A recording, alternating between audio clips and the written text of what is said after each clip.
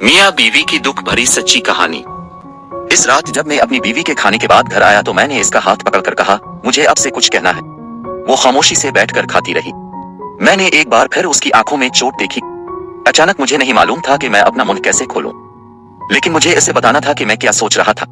मैं तलाक चाहता हूं। मैंने सुकून से मौजू छेड़ा। वो मेरी बातों पर गुस्सा नहीं हुई, बल्कि नरमी से मुझसे पूछा, क्यों? मैंने इसके सवाल को टाल दिया। इससे उसे गुस्सा आ गया। उसने चम्मच फेंका और मुझ पर चलाई, तुम आदमी नहीं हो। इस रात हमने एक दूसरे से बात नहीं की। वो रो रही थी। मैं जानता था कि वो जानना चाहती है कि हमारी शादी को क्या हुआ है, लेकिन मैं इसे शायद ही कोई तसल्ली बख्श जवाब दे सकता, क्योंकि मेरा दिल तो एक खूबसूरत लड़की जैन ने चरा लिया था। मुझे अब अपनी बीवी से मोहब्बत नहीं थी। मुझे सिर्फ इसके लिए अफसोस हुआ।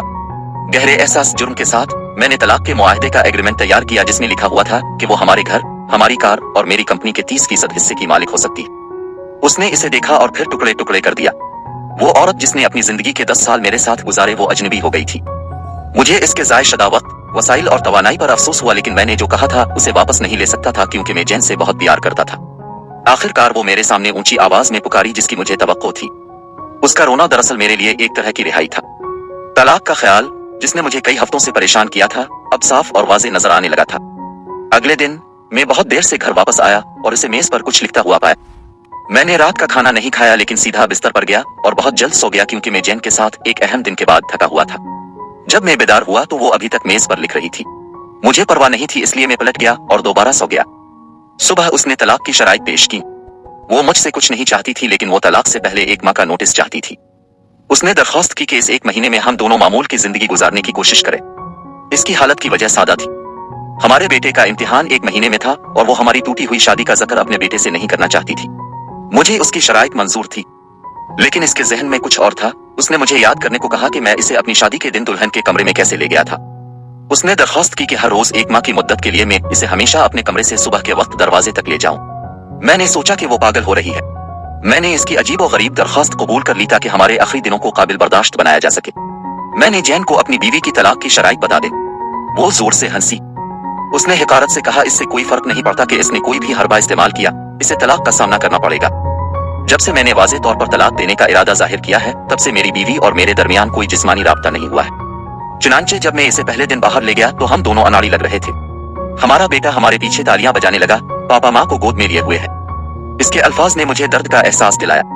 सोने के कमरे से लॉन्ग रूम तक, फिर दरवाजे तक, मैं उसके साथ अपनी बाहों में 10 मीटर चल पड़ा। वो आंखें बंद करके आहिस्ता से बोली, हमारे बेटे को तलाक के बारे में मत बताना। मैंने कुछ उलझन महसूस करते हुए सर हिलाया। मैंने इसे दरवाजे के बाहर नीचे बिठा दिया। वो काम पर बस का इंतजार करने चली गई। मैं अकेला दफ्तर चला गया। दूसरे दिन हम दोनों ने ज्यादा आसानी से काम किया। वो मेरे सीने से टकरा गई। मैं उसके ब्लाउज की खुशबू सूंघ सकता था। मुझे एहसास हुआ कि मैंने इस औरत को काफी अरसे से करीब से नहीं देखा था। मुझे एहसास हुआ कि वो अब जवान नहीं है। इसके चेहरे पर बारीक झुर्रियां थीं, बाल सफेद हो रहे थे। हमारी शादी ने इस पर बहुत असर डाला था। 1 मिनट के लिए मैंने सोचा कि मैंने इसके साथ क्या किया है। चौथे दिन जब मैंने इसे उठाया तो मेरी कुर्बत का एहसास लौट आया। ये वही औरत थी जिसने अपनी जिंदगी के 10 साल मुझे दिए थे। 5वें और 6ठे दिन मैंने महसूस किया कि हमारी कुर्बत का एहसास दोबारा बढ़ रहा है। मैंने जैन को इस बारे में नहीं बताया। जैसे जैसे दिन गुजरते गए उसे ले जाना आसान होता गया।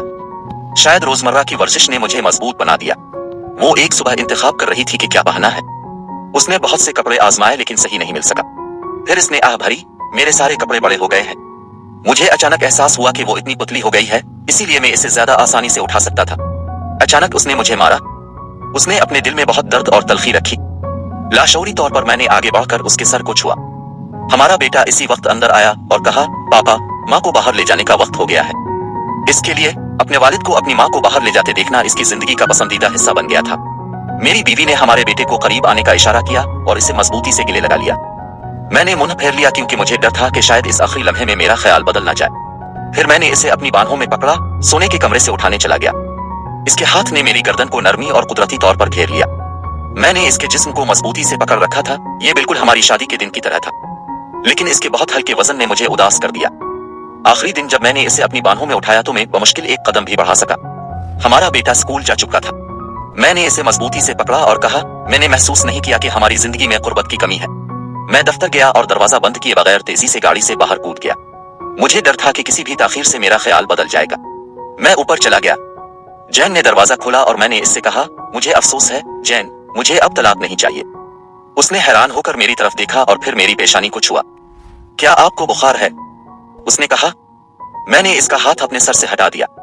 मुझे अफसोस है जैन, मैंने कहा कि मैं तलाक नहीं लेने जा रहा हूँ। मेरी शादी बोरिंग थी, शायद इसलिए कि वो और मैं अपनी जिंदगी की तफसीलात की परवाह नहीं करते थे, इसलिए नहीं कि हम अब एक दूसरे से मोहब्बत नहीं करते थे। अब मैं समझ गया हूँ कि चूंकि मैं इसे अपनी शादी के दिन घर ले गया था, इसलिए मुझे इस वक्त तक साथ रहना है जब तक कि मौत हमें जुदा ना कर दे। जैन अचानक बेदार हुई लग रही थी।